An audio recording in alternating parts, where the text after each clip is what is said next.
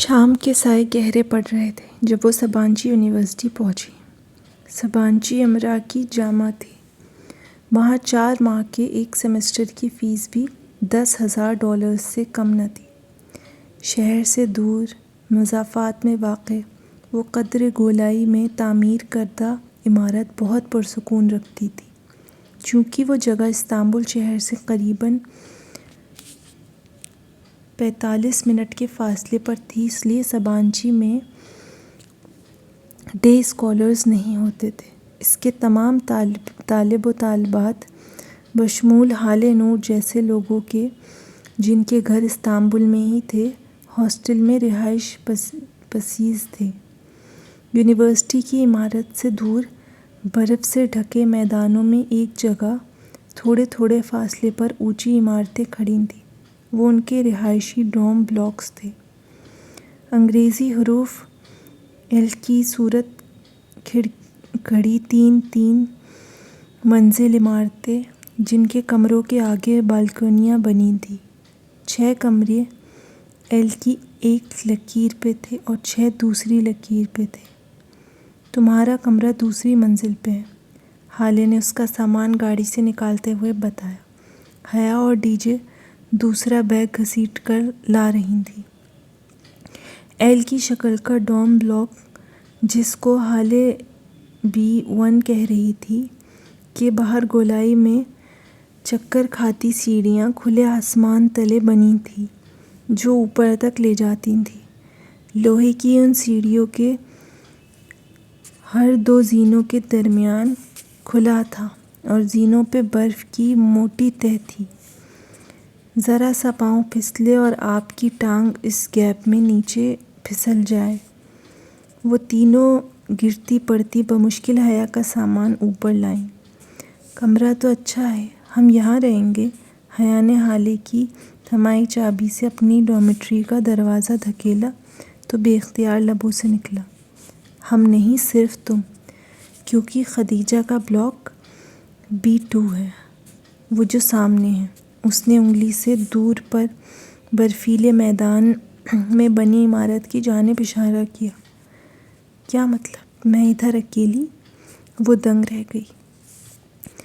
بعد میں تم بدلوا سکتی ہو ڈوم آفیسر سے کہہ کر، ابھی تم آرام کرو۔ ہر کمرے میں 4 اسٹوڈنٹس ہوتے ہیں۔ ہر اسٹوڈنٹ کی ٹیلی فون ایکسٹینشن اس کی میز پہ ہوتی ہے۔ آج کل چھٹیاں ہیں، اکثر طالب علم اپنے گھر گئے ہوئے ہیں۔ تمہارا کمرہ خالی ہے، مگر تم جا کر اپنے بیڈ پر ہی سونا۔ ترک لڑکیوں کے بستر پہ کوئی سو جائے تو وہ بہت برا مانتی ہیں۔ کوئی مسئلہ ہو تو میرا ڈوم بلاک B4 میں ہے، اوکے؟ مسکرا کر وہ بولی تو حیا نے سر ہلا دیا۔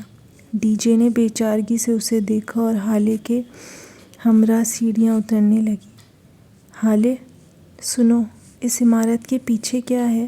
کسی خیال کے تحت اس نے پکارا۔ ہالے مسکرا کر پلٹی اور بولی، جنگل۔ پھر وہ دونوں زینیں اتر گئیں۔ حیا ایک جھرجھری لے کر پلٹی اور اندر کمرے میں قدم رکھا۔ کمرہ خوبصورتی سے آراستہ تھا۔ ہر دیوار کے ساتھ ایک ڈبل سٹوری بنک رکھا تھا۔ عموماً ایسے بنکس میں پیچھے ایک بیڈ اور اوپر بھی ایک بیڈ ہوتا ہے، مگر اس میں نیچے بڑی سی رائٹنگ ٹیبل بنی تھی۔ اس کے ساتھ ہی لکڑی کی سیڑھی اوپر جاتی، جہاں ایک آرام دہ بیڈ تھا۔ میز پہ ایک ٹیلی فون رکھا تھا۔ وہ چاروں بنکس کو دیکھتی اپنے نام کی میز کی کرسی کھینچ کر نڈھال سی بیٹھ گئی۔ وہ ایک تھکا دینے والا دن ثابت ہوا تھا، مگر ابھی وہ تھکن کے بجائے عجیب سی اداسی میں گھری تھی۔ غیر ملک، غیر خطہ، غیر جگہ اور تنہا کمرہ، جس کے پیچھے جنگل تھا۔ اسے جانے کیوں بے چینی ہونے لگی۔ وہ فریش ہونے کے لیے اٹھی اور دروازے کی طرف بڑھی تاکہ باہر کہیں باتھ روم ڈھونڈے۔ ابھی اس نے دروازہ کھولا ہی تھا کہ 2 کمرے چھوڑ کر ایک کمرے کا دروازہ کھلا اور اس میں سے ایک لڑکا بیگ اٹھائے نکلا۔ اس نے جلدی سے دروازہ بند کیا اور پھر مقفل کر دیا۔ گرلز ہاسٹل میں لڑکا، اگر پاکستان میں ہوتی تو یقیناً یہی سوچتی، مگر یہ بات تو سبانچی کے پراسپیکٹس میں پڑ چکی تھی کہ وہ مخلوط ہاسٹل تھا، البتہ ایک کمرے کے اندر صرف ایک صنف والے افراد ہی رہ سکتے تھے۔ وہ بددل سی ہو کر واپس کرسی پر آ بیٹھی۔ سامنے والی دیوار پہ ایک سفید اور سیاہ تصویر آویزاں تھی۔ پینسل سے بنایا گیا وہ خاکہ ایک کلہاڑے کا تھا جس کے پھل سے خون کی بوندیں گر رہی تھیں۔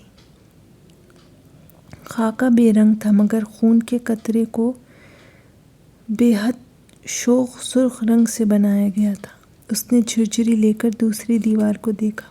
وہاں ایک لکڑی کے چہرے کا بے رنگ پینسل سے بنا خاکہ ٹنگا ہوا تھا۔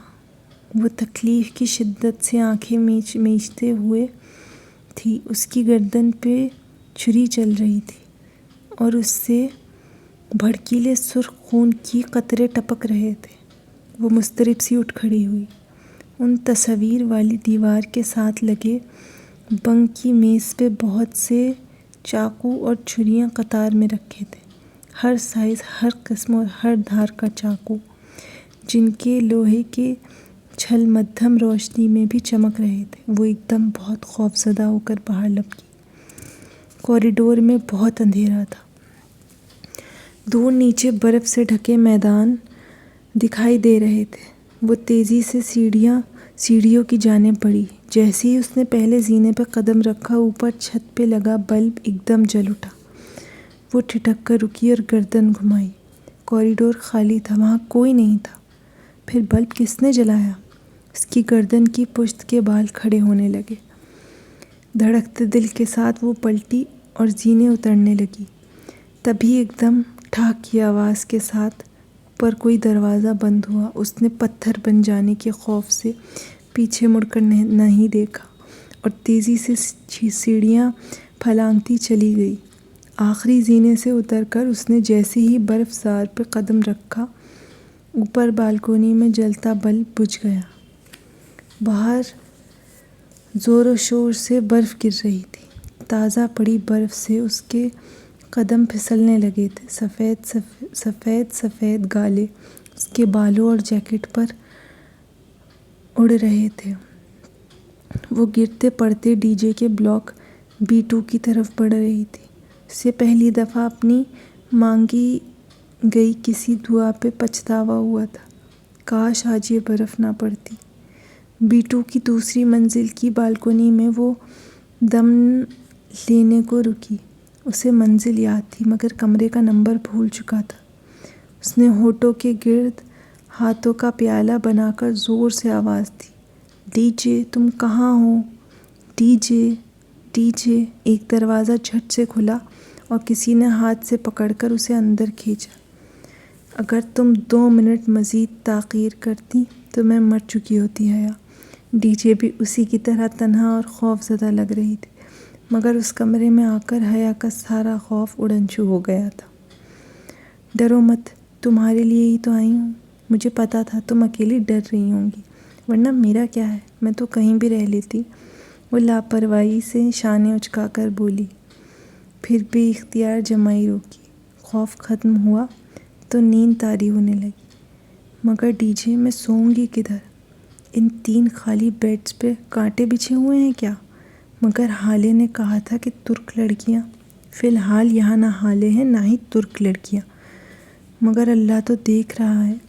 غیر ملک میں اس کا سویا ہوا خوف خدا جاگ اٹھا تھا، اور مجھے امید ہے کہ اللہ تعالیٰ حالے کو پتہ نہیں لگنے دیں گے۔ اب بستر میں گھسو اور سو جاؤ۔ خدا جانے مجھے کس پاگل کتے نے کاٹا تھا جو ترکی آ گئی۔ آگے جھیل، پیچھے جنگل، اتنی وحشت۔ ڈی جے کمبل میں لیٹے بڑبڑائی جا رہی تھی۔ نیند سے تو وہ بھی بے حال ہونے لگی تھی۔ سو ڈی جے کے قریب بنک کی سیڑھیاں پھلانگ کر اوپر کمبل میں لیٹ گئی۔ حیا، وہ کچی نیند میں تھی جب ڈی جے نے اسے پکارا۔ اس کی پلکیں اتنی بوجھل تھیں کہ آنکھیں کھول نہیں پا رہی تھی۔ سامنے والے کمرے میں بڑے ہینڈسم لڑکے رہتے ہیں، میں نے انہیں کمرے میں جاتے ہوئے دیکھا ہے۔ اچھا۔ اس کا ذہن غنودگی میں ڈوب رہا تھا۔ اور سنو، وہ پلاؤ اتنا برا بھی نہیں تھا، ہمیں صرف سفر کی تھکاوٹ کے باعث برا لگا۔ اور سنو، مگر ڈی جے کی بات مکمل ہونے سے قبل ہی وہ سو چکی تھی۔ دروازے پہ مدھم سی دستک ہوئی تو وہ سرعت سے کرسی سے اٹھی، ایک نظر سوتی ڈی جے پہ ڈالی، دوسری اپنے زیر استعمال بنک پہ جو دوبارہ سے بنا سلوٹ اور شکن کے بنایا جا چکا تھا اور جس پہ ترک لڑکیوں کے اعتماد کے خوف کیے جانے کی کوئی نشانی باقی نہ تھی، اور دروازہ کھل گیا۔ السلام علیکم ایکسچینج اسٹوڈنٹس۔ حالے نور حشاش بشاش سی مسکراتی کھڑی تھی۔ وہ یوں تھی گویا دھلی ہوئی چاندنی، سیاہ اسکارف چہرے کے گرد لپیٹے، ہلکی سبز لمبی جیکٹ تلے سفید جینسز پہنے، شانے پہ بیگ اور ہاتھ میں چابیوں کا گچھا پکڑے وہ پوری تیاری کے ساتھ آئی تھی۔ وعلیکم السلام، آؤ حالے، میں تمہارے ڈوم میں گئی تھی مگر تم ادھر نہیں تھی، میں نے اندازہ کیا کہ تم یہیں ہوں گی۔ حالے نے اپنا بیگ میز پہ رکھا اور کرسی کھینچ کر نفاست سے بیٹھی۔ ہاں، میں آج صبح ہی ادھر آ گئی تھی، ڈی جے کی یاد آ رہی تھی۔ ختیجہ سو رہی ہے؟ حالے نے گردن اونچی کر کے اوپر دیکھا جہاں ڈی جے دو موٹے کمبل کھنگیڑے کی صورت میں خود پہ ڈالے سو رہی تھی۔ ہاں، اور شاید دیر تک سوتی رہے۔ اوہ، میں نے سوچا تھا کہ تمہارے فون رجسٹرڈ کروانے چلے آج۔ ترکی میں غیر ملکی فون پہ ترک سم کارڈ ایک ہفتے کے بعد بلاک ہو جاتا ہے۔ ہاں بالکل، تم لوگ جاؤ اور میرا فون بھی لے جاؤ، میں ابھی 2 گھنٹے مزید سوؤں گی۔ کمبلوں کے اندر سے آواز آئی تو حالے مسکراتے ہوئے اس کی چمکتی سرمئی آنکھیں چھوٹی ہو جاتی تھیں۔ چلو حیا، ہم دونوں چلتے ہیں۔ وہ دونوں ساتھ ساتھ کھڑی ہو گئی تھیں۔ حیا صبح اپنے کمرے میں جا کر فریش ہو آئی تھی، ابھی وہ سیاہ چوڑی دار پاجامے اور ٹخنوں تک آتی سیاہ لمبی قمیض میں ملبوس تھی، شفون کا دوپٹہ گردن کے گرد مفلر کی طرح لپیٹے اور اوپر لمبا سیاہ سویٹر پہنے ہوئے تھی جس کے بٹن سامنے سے کھلے تھے۔ کچھ دن میرے خوش قسمت کے دن ہوتے ہیں جب میرے پاس کار ہوتی ہے، اور کچھ دن بدقسمت دن جب میرے پاس کار نہیں ہوتی، اور آج میرا خوش قسمت دن ہے، حالے نے اٹھتے ہوئے بتایا۔ ابھی ہم قریبی 2 دکانوں میں جائیں گے، اگر وہاں سے فون رجسٹرڈ نہ ہوئے تو جواہر چلیں گے، اس کے بعد وہاں سے جہانگیر۔ جواہر؟ حیا نے آئی برو اٹھائی۔ جہانگیر کو اس نے کسی ترک کا نام سمجھ کر نظر انداز کر دیا۔ جواہر شاپنگ مال ہے، یورپ کا سب سے بڑا اور دنیا کا 6واں بڑا شاپنگ مال۔ اوہ اچھا، جیسے پارک ٹاورز، اوپر کمبلوں سے آواز آئی۔ Park tower? حالے نے گردن اٹھا کر ختیجہ کے کمبلوں کو دیکھا۔ ہمارا پارک ٹاورز ایشیا کا سب سے بڑا شاپنگ مال شمار ہوتا ہے، وہ غنود آواز میں بولی۔ نائس، حالے ستائش سے مسکرا کر باہر نکل گئی۔ حیا نے اس کے جانے کی تسلی کر لی، پھر لپک کر پیچھے آئی اور سیڑھی پہ چڑھ کر ڈی جے کا کمبل کھینچا۔ یہ پارک ٹاورز ایشیا کا سب سے بڑا مال کب سے ہو گیا؟ اس نے کون سا جا کر چیک کر لینا ہے، تھوڑا شو مارنے میں کیا حرج ہے؟ ڈی جے غڑاپ سے پھر کمبل میں گھس گئی۔ حالے ڈرائیو کرتے ہوئے متاسف سی بار بار معذرت کر رہی تھی۔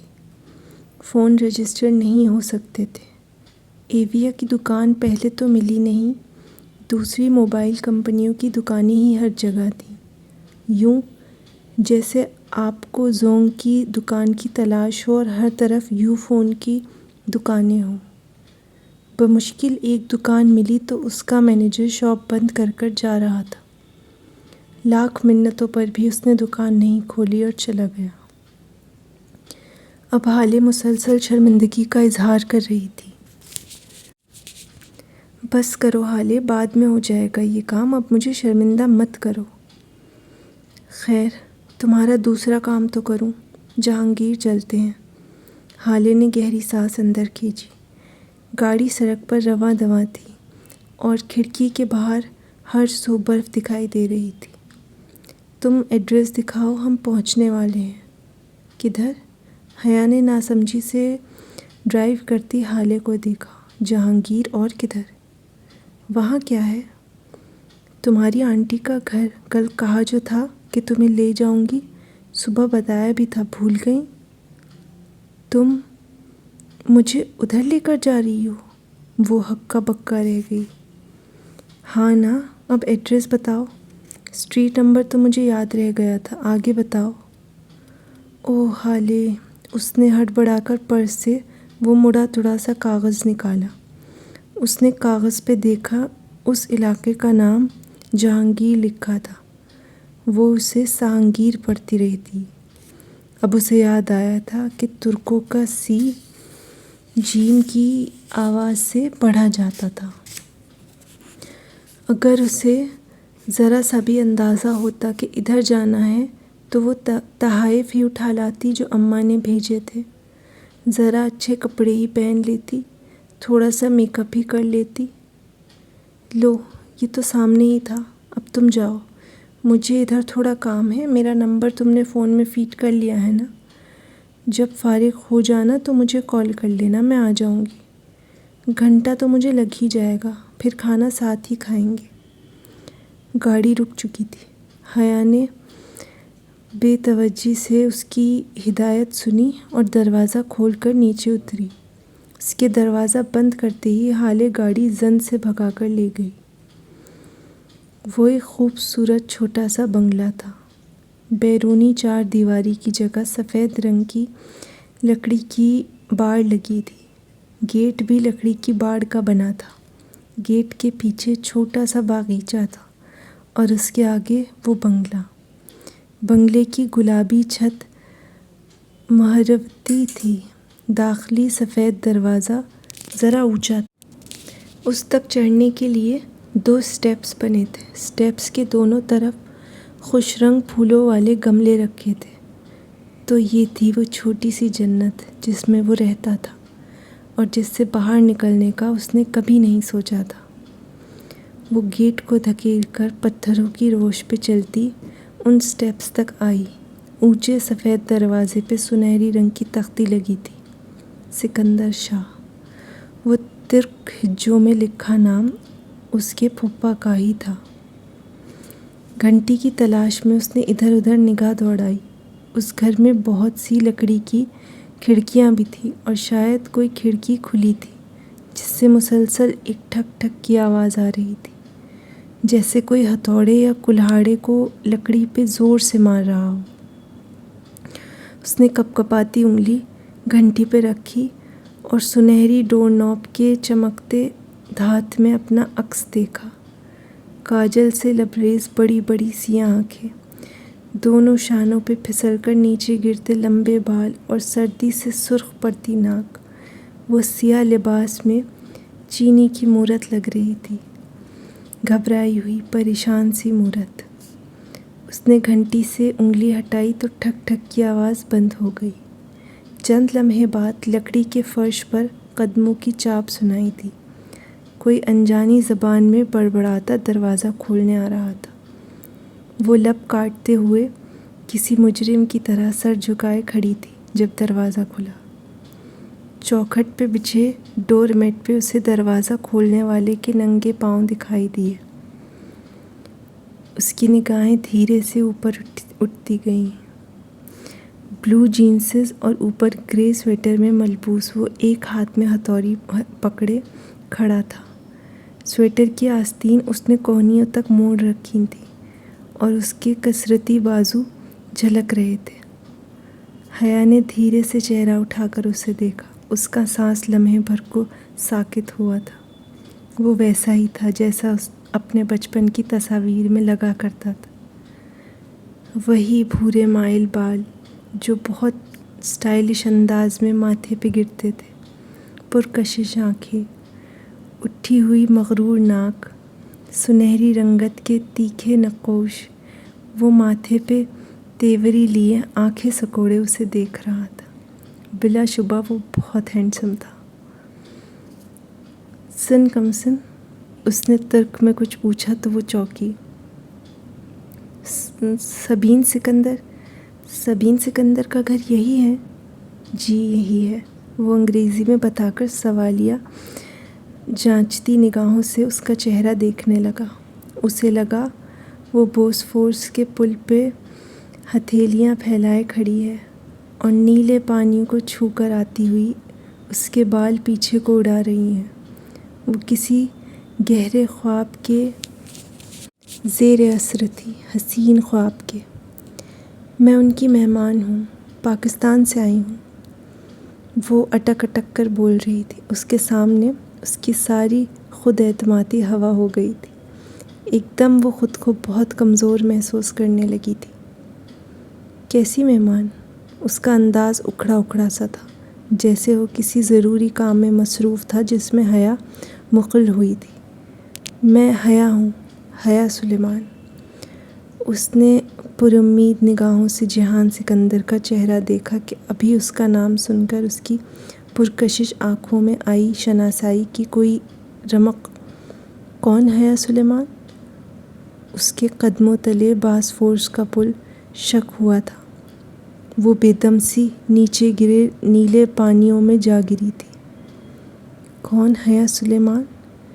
یہ آواز دہراتے ہوئے وہ سن سی ہوتی اسے تک رہی تھی۔ اس کی پلکیں جھپکنا بھول گئی تھی۔ اس شخص کے چہرے پہ زمانوں کی اجنبیت اور بیزاری تھی۔ پہچاننے کا تو سوال ہی نہ تھا۔ جہان سکندر تو اس سے واقف ہی نہ تھا۔ کون میڈم؟ اس نے قدرے اکتا کر دہرایا۔ حیا نے خفیف سا سر جھٹکا پھر لب بھینچ لیے۔ میں سبین پھپھو سے ملنے آئی ہوں، ان کے بھائی سلیمان کی بیٹی ہوں، وہ جانتی ہے مجھے۔ اوکے، اندر آ جاؤ۔ وہ شانے اچکا کر واپس پلٹ گیا۔ وہ جھجک کر اوپر زینے پہ چڑھی۔ پائیدان کو دیکھ کر کچھ یاد آیا تو فوراً پیر جوتوں سے نکالے اور لکڑی کے فرش پر قدم رکھا۔ فرش بے حد سرد تھا۔ دور راہداری کے اس پار جہاں اس نے جہان کو جاتے دیکھا تھا، وہاں سے ہتھوڑی کی ٹھک ٹھک پھر سے شروع ہو چکی تھی۔ وہ راہداری عبور کر کے کچن کے کھلے دروازے میں آ کھڑی ہوئی۔ امریکی طرز کا کچن نفاست سے آراستہ تھا۔ عین وسط میں گول میز کے گرد 4 کرسیوں کا پھول بنا تھا۔ ایک جانب کاؤنٹر کے ساتھ وہ حیا کی طرف پشت کیے کھڑا تھا۔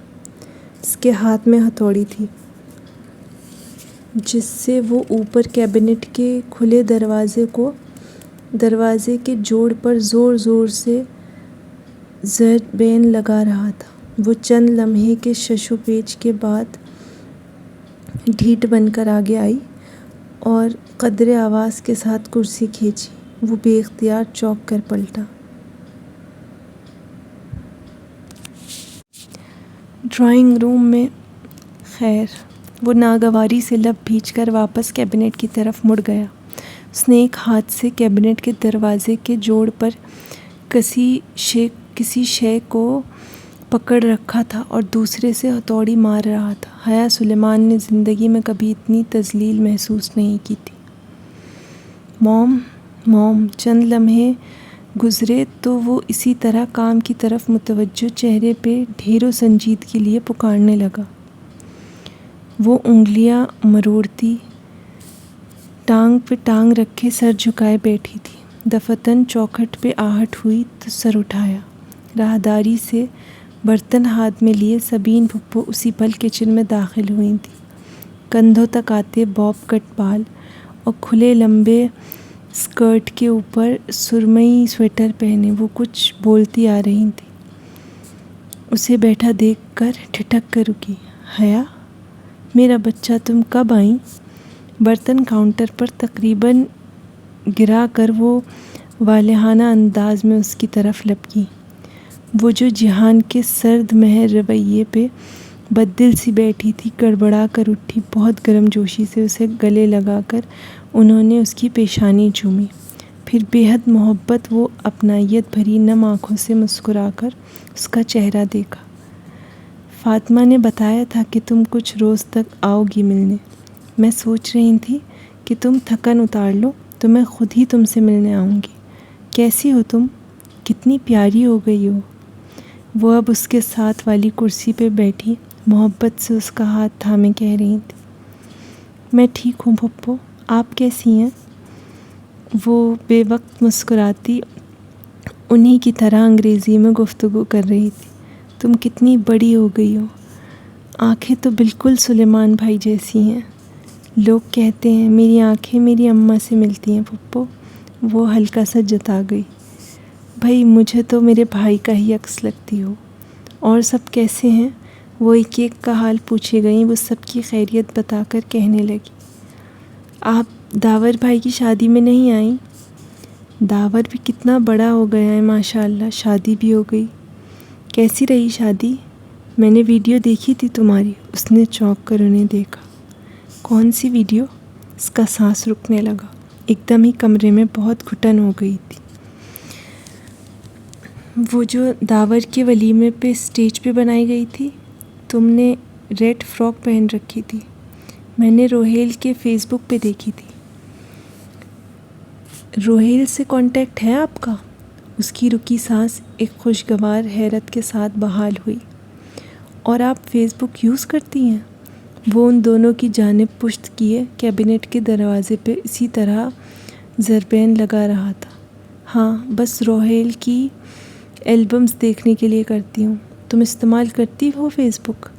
نہیں، پہلے کرتی تھی، پھر چھوڑ دیا۔ مجھے یہ سوشل نیٹ ورکنگ پسند نہیں ہے۔ ہر شخص آپ کی زندگی میں جھانک رہا ہوتا ہے، انسان کی کوئی پرائیویسی نہیں رہتی۔ او حیا، تم جہان سے ملی؟ ایک دم خیال آنے پہ انہوں نے گردن پھیر کر اپنے بیٹے کو دیکھا، جو چہرے پہ ڈھیروں سختی لیے اپنے کام کی جانب متوجہ تھا۔ جہان، تم حیا سے ملے ہو؟ یہ سلیمان بھائی کی بیٹی اور روہیل کی بہن ہے، تمہاری فرسٹ کزن۔ مل چکا ہوں۔ وہ اب جھک کر دروازے سے کیل نکال رہا تھا۔ یہ رشتہ داریاں یاد رکھنے کے معاملے میں بہت پور ہے، ویسے کوشش تو کرتا ہے اور اسے رشتے یاد بھی رہتے ہیں۔ دراصل پھپھو، انسان کو رشتے تب یاد رہتے ہیں جب اس کے ماں باپ اسے رشتے یاد دلائیں۔ بچوں کا کیا قصور؟ سارا قصور تو والدین کا ہوتا ہے۔ اگر والدین ہی اولاد کو کبھی رشتہ داروں سے نہ ملوائیں تو الزام کس کے سر پہ رکھا جائے؟ سبین پھپھو کا جوش و خروش سے دمکتا چہرہ پھیکا پڑ گیا، مگر وہ اسی طرح تلخی سے کہتی جا رہی تھی۔ جہان اب بھی کام میں مصروف تھا۔ مثلاً اب آپ لوگ ہیں، آپ کئی دہائیوں سے ادھر مقیم ہیں اور شاید آپ کا واپس آنے اور اپنے خونی رشتوں سے ملنے کا دل ہی نہیں چاہتا، تو ہے نا یہ انفیئر نہیں؟ پھپھو کا چہرہ سفید پڑ گیا تھا، لٹھے کی مانند سفید اور پھیکا۔ پھر وہ بے وقت ذرا سا مسکرائیں اور ہولے سے سر جھٹکا۔ ٹھیک کہہ رہی ہو، بس کبھی آ ہی نہ سکے۔ وہ اب مطمئن تھی، اپنے لہجے پہ اسے قطعی افسوس نہیں ہوا تھا۔ یہ ان لوگوں کی بے رخی تھی جس کے باعث اس کا ان سے تعلق ایک سوالیہ نشان بن کر رہ گیا تھا۔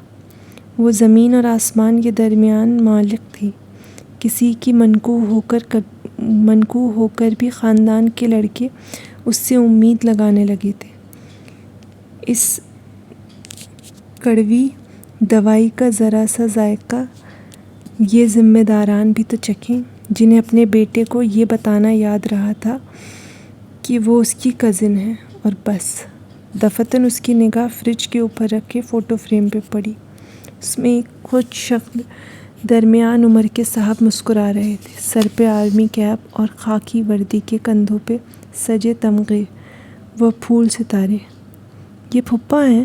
وہ گردن اٹھا کر حیرت سے تصویر دیکھنے لگی۔ سبین پھپھو نے اس کی نگاہوں کے تعاقب میں دیکھا اور دھیرے سے سر ہلا دیا۔ انسان کو رشتے تب یاد رہتے ہیں جب اس کے ماں باپ اس کو رشتے یاد دلائیں۔ وہ پلٹے بنا خاصا جتا کر بولا تو حیا چونکی۔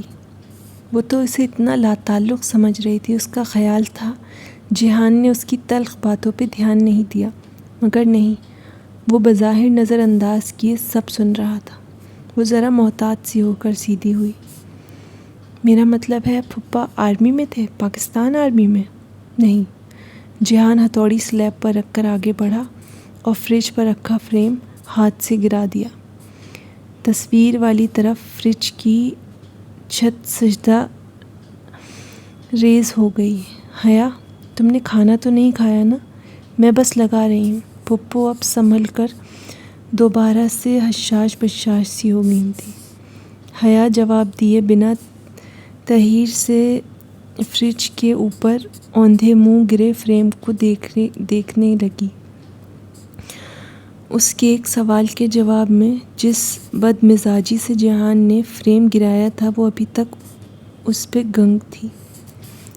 ممی، آپ کا کیبنٹ تیار ہے۔ وہ اب کیبنٹ کا دروازہ کھول کر بند کر کے چیک کر رہا تھا۔ تھینک یو جہان، اور باتھ روم کا نل بھی۔ پھپھو نے گول میز پہ پلاؤ کا بڑا سا پیالہ رکھتے ہوئے یاد دلوایا۔ اے ہائے، پھر وہی بدمزہ پلاؤ۔ وہ خفیف سا سر جھٹک کر رہ گئی۔ رہنے دے پھپھو، میں کوئی اگر مگر نہیں، میں تمہارے لیے کچھ خاص نہیں بنا سکی، اس لیے اب انکار کر کے مجھے شرمندہ مت کرنا۔ جہان اب دراز سے ایک ڈبہ نکال کر اندر رکھی چیزیں الٹ پلٹ کر رہا تھا۔ دفتن ڈور بیل بجی۔ جہان نے رک کر راہداری کی سمت دیکھا، پھر ڈبہ وہیں چھوڑا اور باہر نکل گیا۔ راہداری کے اس پار جہان کسی مرد کے ساتھ ترک میں کچھ بول رہا تھا۔ دونوں کی مدھم سی آوازیں سنائی دے رہی تھیں۔ دوسرے ہی چمچ میں وہ پلاؤ اسے مزیدار لگنے لگا تھا۔ ڈی جے ٹھیک کہہ رہی تھی، ان کو کھانا صرف سفر کی متلی کے باعث برا لگ رہا تھا۔ پھپھو، آپ کے ہاتھ میں بہت ذائقہ۔ حیا، اس کا چمچہ پکڑے منہ تک جاتا ہاتھ اور بات دونوں رک گئے تھے۔ بے حد بے یقینی سے اس نے گردن موڑی۔ جہان راہداری سے اسے پکارتا چلا آ رہا تھا۔ کیا اس مغرور اور بد دماغ آدمی کو اس کا نام یاد رہ گیا تھا؟ جی، وہ بمشکل بول پائی۔ وہ کچن کے کھلے دروازے سے اندر آیا تو حیا نے دیکھا اس کے ہاتھوں میں ایک ادھ کھلے گلابوں کا بکے اور ایک سفید کارڈ تھا۔ کیا تم یہاں رہنے آئی ہو؟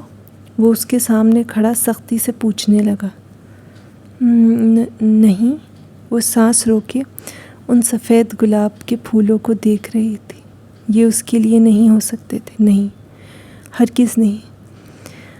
تو پھر اپنے ویلنٹائن کو میرے گھر کا پتہ دینے کی کیا ضرورت تھی؟ اس نے زیر لب ترک میں کسی غیر مہذب لفظ سے اس نامعلوم شخص کو نوازا اور گلدستہ و کارڈ اس کے سامنے میز پر تقریباً پھینکنے کے انداز میں رکھا۔ نہیں، میں نے نہیں۔ وہ پھٹی پھٹی نگاہوں سے پھولوں کے اوپر گرے سفید کارڈ کو دیکھے گئی جس پہ لکھا حروف نمایاں تھے۔ فار مائی لو، حیا سلیمان، فرام یور ویلنٹائن۔ اور ویلنٹائن ڈے میں ہفتہ 10 دن باقی تھے۔ اسے یاد تھا۔ یہ یہاں بھی پہنچ گیا؟ وہ ابھی تک بے یقین تھی۔ جہان اپنا ٹول باکس کھولے کھڑا چیزیں الٹ پلٹ کر رہا تھا۔ کچن میں ایک شرمندہ سی خاموشی چھائی ہوئی تھی۔ دفتن میز پہ رکھا حیا کا موبائل بج اٹھا۔ اس نے چونک کر دیکھا، گھر سے کال آ رہی تھی۔ اس نے کال کاٹی اور اٹھ کھڑی ہوئی۔ حیا، بیٹھو بچے۔ پھپھو نے اسے روکنا چاہا۔ میری فرینڈ کال کر رہی ہے، وہ باہر آ گئی ہے شاید، چلتی ہوں، اللہ حافظ۔ حالانکہ پھپھو کی شکل سے ظاہر تھا کہ وہ جانتی ہیں کہ فون اس کی دوست کا نہیں تھا، مگر انہوں نے سر ہلا دیا۔ کہنے کو جیسے کچھ باقی نہیں رہا تھا۔ وہ کرسی دھکیل کر تیزی سے باہر نکل گئی۔ میز پہ سفید گلاب پڑے رہ گئے۔ ڈور میٹ پہ اس کے جوتے یوں ہی پڑے تھے۔ اس نے ان میں پاؤں ڈالے تو دیکھا ایک کاغذ ان پر گرا ہوا تھا۔ حیا جھکی اور وہ کاغذ اٹھایا۔ وہ کسی کورئیر کمپنی کی رسید تھی۔ غالباً جو شاید جہان نے دستخط کر کے وہیں پھینک دی تھی۔ وہ رسید الٹ پلٹ کر دیکھتی، تیز قدموں سے گیٹ عبور کر گئی۔ وہ پھول آج ہی کی تاریخ میں کسی AR نے بک کروائے تھے۔ A سے احمد اور R سے۔ وہ دھیرے دھیرے سڑک کنارے چلنے لگی۔ رسید ابھی تک اس کے ہاتھ پہ تھی۔ وہ گھنٹہ بھر پہلے تک خود اس بات سے ناواقف تھی کہ وہ جہانگیر آ رہی ہے۔ پھر اس AR کو کیسے علم ہوا؟ کیا وہ اس کا پیچھا کر رہا تھا؟ کیا اس کا تعاقب کیا جا رہا تھا؟ لیکن ایک پاکستانی آفیسر کے ایک غیر ملک میں اتنے ذرائع کیسے ہو سکتے تھے؟ صرف اسے تنگ کرنے کے لیے اتنی لمبی چوڑی منصوبہ بندی کون کرے گا؟ وہ کالونی کے سرے پہ نصب بینچ پہ بیٹھ گئی۔ اس کی نگاہیں برف سے ڈھکی گھاس پہ جمی تھی۔ اسے حالے کے آنے تک یہیں بیٹھنا تھا۔ اس نے اگلے روز ہی ڈرام آفیسر حقان سے بات کر کے اپنا کمرہ بدلوا لیا تھا۔ اب وہ DJ کے کمرے میں منتقل ہو چکی تھی۔ کمرے میں تیسری لڑکی ایک چینی نژاد لنگ لنگ تھی۔ اس کا پورا نام اتنا لمبا اور پیچیدہ تھا کہ اس نے یورپ کے لیے اپنا نام چیری رکھ رکھا تھا، اور ایکسچینج اسٹوڈنٹ تھی اور PhD کر رہی تھی۔ چوتھی لڑکی ایک اسرائیلی یہودی ٹالی تھی۔ وہ واقعتاً ٹابلی کے درخت کی طرح لمبی چوڑی اور گھنگریالے بالوں والی۔ وہ بھی ایکسچینج اسٹوڈنٹ تھی، اور اس کے ساتھ والے کمرے کے فلسطینی ایکسچینج اسٹوڈنٹ، وہ ہینڈسم لڑکے کا ذکر DJ نے پہلے روز کیا تھا، سے گاڑھی چھنتی تھی۔ وہ فلسطینی لڑکے اور وہ اسرائیلی لڑکی ہر جگہ ساتھ ساتھ نظر آتے تھے۔ کیمپس کی سیڑھیاں ہوں یا ہاسٹل کا کامن روم، وہ چاروں ساتھ ہی ہوتے۔ ان کے پاسپورٹ چیک کرواؤ، یا تو یہ اسرائیلی نہیں ہے یا وہ فلسطینی نہیں ہے۔ اتنا اتحاد اور دوستی، توبہ ہے بھائی۔ DJ جب ان کو ساتھ دیکھ کر آتی، یوں ہی کھڑتی رہتی۔ حیا نے ابھی ان لڑکوں کو نہیں دیکھا تھا، نہ ہی اس سے شوق تھا۔ تمام ممالک کے ایکسچینج اسٹوڈنٹس پیر تک پہنچ گئے تھے۔ وہاں کسی کو کسی ایکسچینج اسٹوڈنٹ کا نام معلوم نہیں ہوتا تھا، بس یہ فلسطینی ہے یا چائنیز ہے یا نارویجین ہے، یہ ڈچ ہے اور یہ دونوں پاکستانی ہیں۔ ان کو 1 سے 4 مضامین لینے کا اختیار تھا۔ DJ نے 2 لیے، جبکہ حیا نے 4 لیے۔ چوتھے ماہ کے اختتام پر امتحان دینے کی پابندی تھی، اور یہ 5 ماہ لازماً ترکی میں گزارنے کی پابندی تھی۔ باقی چاہے ہاسٹل میں رہو چاہے نہ رہو، چاہے ساری رات باہر گزارو، کوئی پوچھنے والا نہ تھا۔ خوب مزے تھے۔ سبانچی میں کلاس کے اندر لڑکیوں کے اسکارف پہ پابندی تھی۔ تو یہ حالے نور کیا کرتی ہوگی؟ حیا نے DJ سے تب پوچھا، جب وہ دونوں نماز کے بہانے کلاس میں دکھائی جانے والی ترکی کی تعارفی چیئر فاؤنڈیشن سے کھسک کر آ گئی تھیں، اور اب پریئر ہال میں بیٹھی چپس کھا رہی تھیں۔ وہ کلاس میں اسکارف اتار کر ہی جاتی ہے، DJ چپس کترتے ہوئے بتا رہی تھی۔ وہ دونوں چوکڑی مار کر کارپیٹ پر بیٹھی تھیں۔ ایک طرف الماری میں قرآن و اسلامی کتاب کے نسخے سجے تھے، دوسری طرف بہت سے اسکارف اور اسکرٹس ٹنگے ہوئے تھے۔ جینس والی ترک لڑکیاں اسکرٹ پہن کر نماز پڑھ لیتیں اور پھر بعد میں وہ اسکرٹ وہاں لٹکا کر چلی جاتیں۔ استنبول کے ہر زنانہ پریئر ہال میں ایسے اسکارف اور اسکرٹ لٹکے رہتے تھے۔ مزے کی بات یہ حالے نور بھی، وہ انگلی سے بال پیچھے کرتے ہوئے کہہ رہی تھی۔ اس نے بھی بلیو جینس کے اوپر گلابی سویٹر پہن رکھا تھا۔ پاکستان میں تایا فرقان کی ڈانٹ کے ڈر سے وہ جینس نہیں پہن سکتی تھی، لیکن شکر کہ یہاں وہ لوگ نہیں تھے، اور وہ زندگی کو اپنی مرضی سے لطف انداز ہو کر گزار رہی تھی۔ پرسوں تم اپنی پھپھو کے گھر گئی تھی، کیسا ٹرپ رہا؟ اچھا رہا، پھپھو نے پلاؤ بنایا تھا، وہ واقعی اتنا بدمزہ پکوان نہیں ہے جتنا ہم سمجھتے ہیں۔ میں تو پہلے ہی کہہ رہی تھی۔ جب پریئر ہال میں بھی خوب بور ہو گئیں تو باہر نکل آئیں۔ سرد نم ہوا دھیمی لے میں بہہ رہی تھی۔ ہری گھاس پہ سبانچی کی گول سی عمارت پورے وقار کے ساتھ کھڑی تھی، جیسے ایک گولائی کی شکل میں بنے گھر کو ہیٹ پہنا دی جائے۔ شیشے کے اونچے داخلی دروازوں کے سامنے سیڑھیاں بنی تھیں، سیڑھیوں کے دونوں اطراف سبزہ پھیلا تھا۔ وہ دونوں فائلیں تھامے زینیں اتر رہی تھیں جب ڈی جے نے اس کا شانہ ہلایا۔ یہ جو آخری زینے پہ 3 لڑکے کھڑے ہیں، یہ وہی فلسطینی لڑکے ہیں، دیکھو ڈالی بھی ان کے ساتھ ہے۔ اس نے ہوا سے چہرے پہ آتے بال پیچھے ہٹائے اور دیکھا۔ وہ ہینڈسم اور خوش شکل سے لڑکے سیڑھیوں کے کنارے کھڑے باتوں میں مصروف تھے۔ آؤ ان سے ملتے ہیں، مجھے دلچسپی نہیں ہے، تم جاؤ، مجھے ذرا کام ہے۔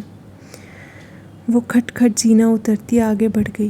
ڈی جے نے اسے نہیں پکارا، وہ ان فلسطینیوں کی جانب چلی گئی تھی، اور وہ یہی چاہتی تھی۔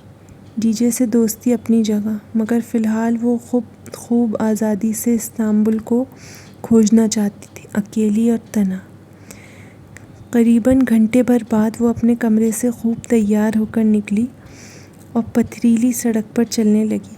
اس نے بلیو جینز کے اوپر ایک تنگ اسٹائلش سا گھٹنوں تک آتا سرخ کوٹ پہن رکھا تھا۔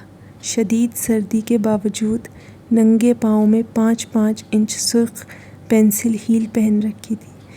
ریشمی بال ہوا سے شانوں پہ اڑ رہے تھے، اور گہرے کاجل کے ساتھ رس بھری کی طرح سرخ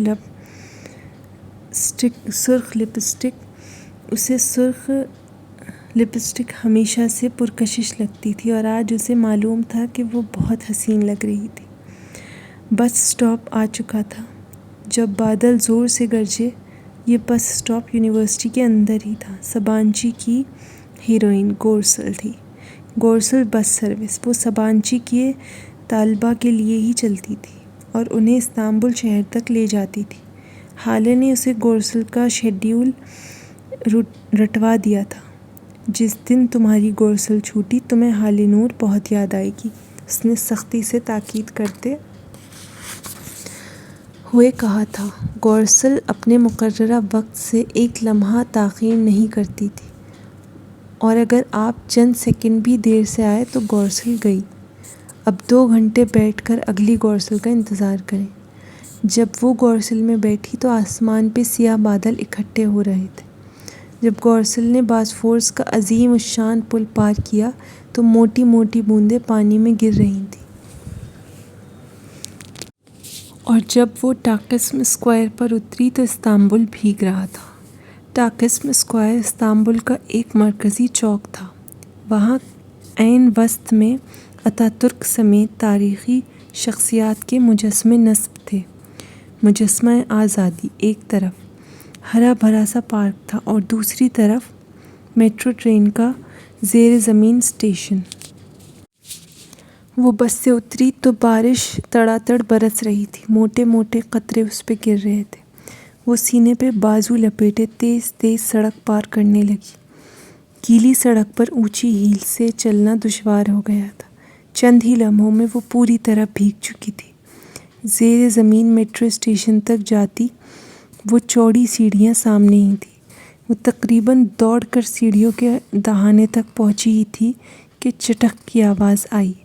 وہ لڑکھڑائی اور گرتے گرتے بچی۔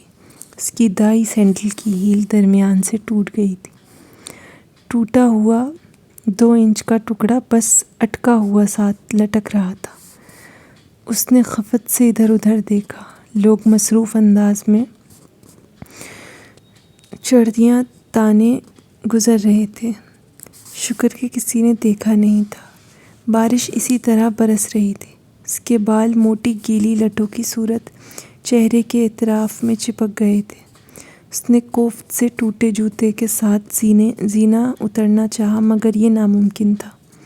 جھنجھلا کر وہ جھکی، دونوں جوتوں کے اسٹریپس کھولے، پاؤں ان میں سے نکالے اور جوتے اسٹریپ سے پکڑ کر سیدھی ہوئی۔ نیچے ٹرین کے پہنچنے کا شور مچ گیا تھا۔ وہ بھاگتے ہوئے ننگے پاؤں زینہ اترنے لگی۔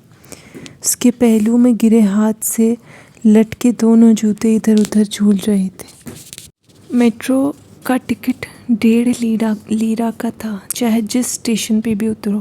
وہ ٹکٹ لے کر جلدی سے ٹرین میں داخل ہوئی تاکہ کسی کے محسوس ہونے سے قبل ہی معتبر بن کر جوتے پہن کر بیٹھ جائے۔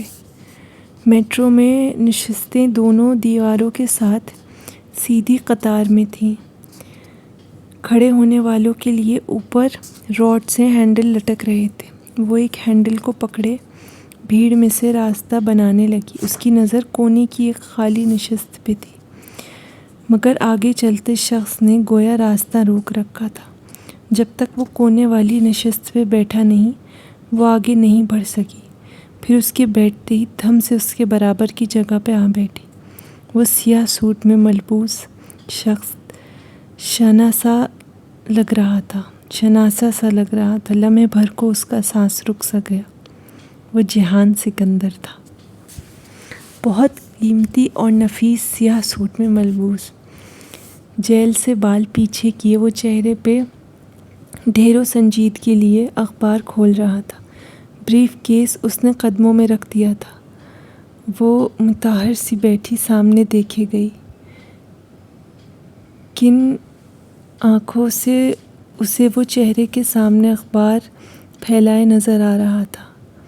سامنے والی قطار اور ان کی قطار کے درمیان جگہ اوپر لگے ہینڈل پکڑ کر کھڑے لوگوں سے بھرنے لگی تھی۔ وہ اس عجیب اتفاق پہ اتنی ششدر سی بیٹھی تھی کہ ہاتھ سے لٹکے جوتے بھول ہی گئے۔ یاد رہا تو بس یہی کہ وہ کتنا قریب مگر کتنا دور تھا۔ وہ اسے کیسے مخاطب کرے، اور اگر وہ اسے دیکھے بنا ٹرین سے اتر گیا تو اس کا دل ڈوبنے لگا، مگر وہ تو شاید اسے پہچانے بھی نہیں۔ اس سرد مہر کم گو شخص سے اسے یہی توقع تھی۔ چند پل سر کے تھے کہ جہان نے صفحہ پلٹنے کی غرض سے اخبار نیچے کیا اور انگوٹھے سے اگلے صفحے کا کنارہ موڑتے ہوئے ایک سرسری نگاہ پہلو میں بیٹھی لڑکی پہ ڈالی۔ پھر صفحہ پلٹ کر اخبار کی جانب متوجہ ہو گیا، لیکن اگلے ہی پل وہ جیسے رکا اور گردن موڑ کر دوبارہ اسے دیکھا۔ اس کی بھیگی موٹی لٹیں رخساروں سے چپک گئی تھیں، پانی کے قطرے ٹھوڑی سے نیچے گردن پر گر رہے تھے۔ وہ اس کے متوجہ ہونے پہ بھی سانس روکے سامنے دیکھے گئی۔ او حیا! وہ حیرت بھری آواز جیسے کہیں دور سے آئی تھی۔ حیا نے دھیرے سے پلکیں اس کے جانب اٹھائی۔ کاجل کی لکیر مٹ کر نیچے بہہ گئی تھی، تب بھی ان اداس آنکھوں میں عجب سحر دکھتا تھا۔ جہان سکندر! وہ بدقط رسماً مسکرائی۔ حیا، کیسی ہو؟ اکیلی ہو؟ کہنے کے ساتھ جہان نے ارد گرد نگاہ دوڑائی۔ وہاں کوئی مسافر حیا کا ہم سفر نہیں لگ رہا تھا۔